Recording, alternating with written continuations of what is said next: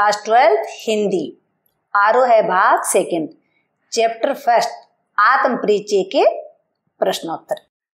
इस पाठ के कवि हैं हरिवंश राय बच्चन। तो इसमें एक तो कविता है और एक गीत है, उसके प्रश्नोत्तर अपन करेंगे। क्वेश्चन फर्स्ट, कविता एक और जग जीवन का भार लिए घूमने की बात करती है और दूसरी ओर मैं कभी न जग का ध्यान किया करता हूँ। विपरीत से लगते इन कथनों का क्या आशय है।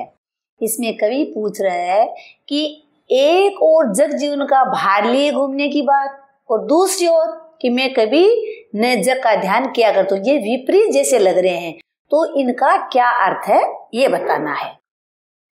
कविता में एक और जग जीवन का भार लिए घूमने की बात करता है, इसका आशय मनुष्य की सामाजिकता से है। मनुष्य एक सामाजिक प्राणी है, इसलिए उसे सांसारिक दायित्वों का निर्वाह करना पड़ता है, जैसे कवि कर रहे हैं। जीवन में दुख सुख दोनों ही आते हैं। मनुष्य को अनेक कष्टों का सामना करना पड़ता है, परंतु वह इस जीवन से अलग नहीं हो सकता। दूसरी ओर मैं कभी न जग का ध्यान किया करता हूँ का आशय अन्य लोगों द्वारा किए गए आलोचना से है। कवि इसे हृदयहीन और स्वार्थी मानते हैं। वह अपनी मस्ती में रहते हैं और जहां तक हो सके प्रेम बांटने की कोशिश करते हैं। यानी इसमें कवि ये बताना चाहता है कि मनुष्य एक सामाजिक प्राणी है और उसको समाज के जो कार्यक्रम है, परंपराएं हैं, वो निभानी पड़ती है। जीवन में सुख दुख भी सब आते हैं, अनेक कष्टों का सामना भी करना पड़ता है, वो इससे अलग नहीं रह सकता। लेकिन दूसरी तरफ कवि कहता है कि कभी न जग का ध्यान किया करता, यानी अन्य लोगों द्वारा की गई आलोचना से इसे हृदयहीन और स्वार्थी मानते हैं। वह अपनी मस्ती में रहता है, जहां तक हो सके कवि अपने प्रेम बांटने की कोशिश करता है। अगला क्वेश्चन, जहां पर दाना रहते हैं वहीं नादान भी होते हैं, कवि ने ऐसा क्यों कहा होगा। दाना का अर्थ बुद्धिमान और नादान का अर्थ नासमझ या मूर्ख होता है। इसका आशय है कि जहां अक्लमंद या समझदार रहते हैं वहीं पर नासमझ या मूर्ख भी रहते हैं। ये दोनों ही समाज का हिस्सा है। नासमझ इस संसार के मोह माया जाल में फंसकर अपना जीवन बेकार में गंवा देते हैं, जबकि बुद्धिमान सत्य को जानकर संसार के माया जाल से स्वयं को दूर रखने का प्रयत्न करता है। इसमें कवि बताते हैं कि इस संसार में बुद्धिमान लोग भी हैं, मूर्ख लोग भी हैं, दोनों तरह के हैं। तो जो मूर्ख लोग हैं वो तो ये मेरा ये तेरा अपना पराया हिसाब करने में, लड़ाई झगड़े में, मोह जाल में फंस करके अपना जीवन बेकार कर देते हैं। लेकिन जो बुद्धिमान लोग हैं कि ये मेरा ये तेरा लड़ाई झगड़ा इसमें कुछ नहीं है, तो वो अपने जीवन को सफलता की ओर ले जाते हैं और माया जाल से खुद को दूर रखने का प्रयत्न करते हैं कि ये झूठा माया जाल है, किसी तरह के मोह में यहाँ नहीं फंसना चाहिए। अगला क्वेश्चन, मैं और जग और कहाँ का नाता। पंक्ति में और शब्द की विशेषता बताइए। इसमें और शब्द है वो 3 बार आया है। तो एक शब्द है वो 3 बार आया है, लेकिन इसका अर्थ अलग अलग है। तो ऐसे शब्द जो बार बार आए और उसका अर्थ अलग हो तो वहां यमक अलंकार होता है। यहाँ और शब्द का 3 बार प्रयोग हुआ है, अतः यहाँ यमक अलंकार का है। पहले और में कवि स्वयं को आम व्यक्ति से अलग बताता है। वह आम आदमी की तरह भौतिक चीजों के संग्रह के चक्कर में नहीं पड़ता। दूसरे ओर के प्रयोग में संसार की विशिष्टता को बताया गया है। संसार में आम व्यक्ति सांसारिक सुख सुविधाओं को अंतिम लक्ष्य मानता है। यह प्रवृत्ति कवि की विचारधारा से अलग है। तीसरे ओर का प्रयोग संसार और कवि में किसी तरह का संबंध नहीं दर्शाने के लिए किया गया। यानी और शब्द जब 3 बार आया है और तीनों का अर्थ अलग अलग है, क्योंकि पहले और में कवि अपने आप को आम लोगों से अलग मानता है, क्योंकि आम लोग भौतिक चीजों के संग्रह में मोह माया में पड़े रहते हैं, जबकि कवि ऐसा नहीं करता।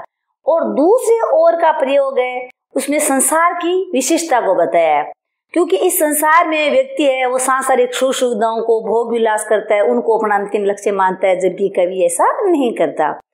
और तीसरे ओर का प्रयोग संसार और कवि में किसी तरह का संबंध नहीं है, ये दर्शाने के लिए किया गया है।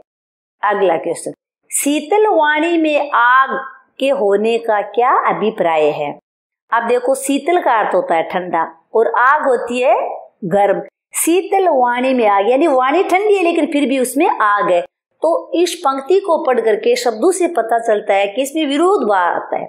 तो ऐसे शब्दों का प्रयोग हो वहां विरोधाभास अलंकार होता है। कवि ने यहाँ विरोधाभास अलंकार का प्रयोग किया है। कवि की वाणी यद्यपि शीतल है परंतु उसके मन में विद्रोह है, असंतोष का भाव प्रबल है। वह समाज की व्यवस्था से संतुष्ट नहीं है, वह प्रेम रहित संसार को अस्वीकार करता है। अतः अपनी वाणी के माध्यम से अपनी असंतुष्टि को व्यक्त करता है। वह अपने कवित्व धर्म को ईमानदारी से निभाते हुए लोगों को जागृत कर रहा है। यानी कवि की वाणी बड़ी मीठी है, शीतल है, लेकिन उसके मन में जो विद्रोह और असंतोष की भावना है, इसलिए उसने ऐसे शब्दों का प्रयोग किया है कि उन शब्दों को पढ़ करके आग जैसी उमड़ती है। क्योंकि कवि है वो प्रेम को महत्व देते हैं और बिना प्रेम के वो जीवन है उसको बढ़िया नहीं मानते, और जो लोग हैं उनमें कोई भी प्रेम भावना नहीं है। तो अपने कवित्व धर्म को निभाते हुए ईमानदारी से लोगों को जागृत करने का प्रयास कवि हैं जो कर रहे हैं। अगला क्वेश्चन, बच्चे किस बात की आशा में नेड़ू से झांक रहे होंगे? हरिवंश राय बच्चन ने जो गीत लिखा है दिन जल्दी जल्दी ढलता है, उसमें से ये क्वेश्चन है कि जब शाम का समय होता है तो पक्षी के बच्चे दिन भर घोंसले में बैठे रहते हैं और शाम होते उनको यूँ है कि अब मेरी माँ है, पिताजी है, वो आएंगे हमारे लिए दाना पानी लेके आएंगे, तो घोंसलों से बाहर झांकने लग जाते हैं। नीड़ का अर्थ घोंसला होता है। पक्षियों के बच्चे दिन भर अपनी माँ की प्रतीक्षा में इस आशा से नीड़ों से झांकते रहते हैं कि शाम को लौटते समय वे उनके लिए भोजन लेकर आएंगे और उन्हें ममता का मधुर स्पर्श प्रदान करेंगे। अगला क्वेश्चन, दिन जल्दी जल्दी ढलता है कि आवृत्ति से कविता की किस विशेषता का पता चलता है? दिन जल्दी जल्दी ढलता है कि आवृत्ति से पता चलता है कि समय का पहिया गतिमान रहता है, वह किसी की प्रतीक्षा नहीं करता। मनुष्य को अपने लक्ष्य की प्राप्ति करनी है तो बिना रुके वह समय गंवाए आगे बढ़ना चाहिए। इसमें हरिवंश राय बताना चाहते हैं कि समय का पहिया है वो हमेशा गतिमान रहता है। जैसे सूर्य सुबह उदय होता है, शाम को अस्त होता है, उसमें कभी कोई चेंजिंग नहीं होती। तो जिस व्यक्ति ने अपना लक्ष्य बना लिया कि मुझे तो इस लक्ष्य को प्राप्त करना है, तो उस लक्ष्य को जब तक वो प्राप्त नहीं कर ले तब तक वो बैठे नहीं, आराम नहीं करे, उसको प्राप्त करे, क्योंकि समय किसी का इंतजार नहीं करता। तो अपना लक्ष्य प्राप्त करने के लिए बिना रुके बिना समय गंवाए आगे बढ़ते रहना चाहिए ताकि अपने जीवन को अच्छे से वो जी सके।